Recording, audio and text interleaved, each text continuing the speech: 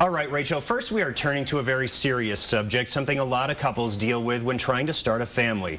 Talking about the loss of a pregnancy, it can be a very traumatic event, but there are some things to keep in mind to help cope with that loss. Dr. Joseph Adashek with Desert Perinatal Associates joins us this morning. Doctor, great to see you. Nice to see you. This is a very difficult thing for families to deal with. What are some of the things to keep in mind after a pregnancy is lost? Well, sure. So we have a practice that just specializes in high-risk pregnancies only. So typically, if a patient goes to the hospital, it's a nice normal pregnancy, and they go, say, in labor, and then there's no heartbeat of the baby.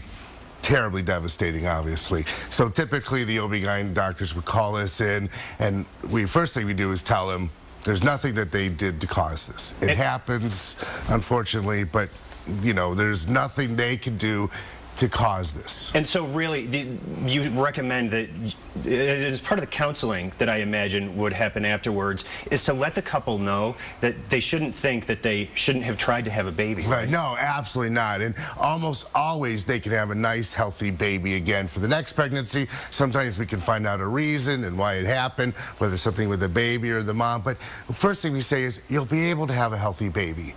And use all your family and friends for support, because this is a hard thing. You don't need to go through it on your own. And that's what you also share the loss. I mean, it's something that you need to talk through. There's emotions that are tied to this. Definitely. Well, it's probably the hardest thing a woman could go through is the loss of a child, a baby, and they have all their family and friends are expecting a phone call from the hospital with a healthy baby, and then unfortunately there isn't any. So that's what we're called in for, to help them out, to help them with the grieving process, and to find out medically what's going on. Which goes to the reason that I'm here today is there's a new charity called Jalen's Gift. And what we do, and I'm medical director with that, is help them have keepsakes in the hospital, like blankets and things with footprints of the baby and pictures. And believe it or not, they have to have a burial, and to help pay for that, this charity will do.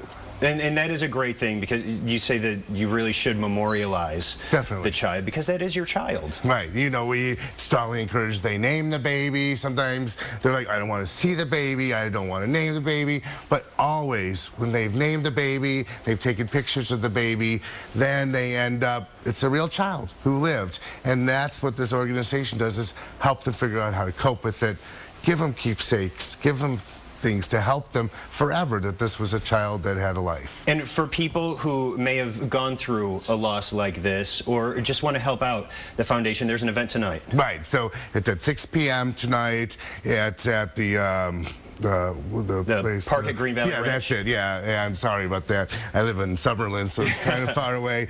But it's a kickoff event for this charity, and we're going to have a Health Plan of Nevada is going to give a large donation to kick it off with, and it's going to be a nice, happy event. I know it's a sad cause.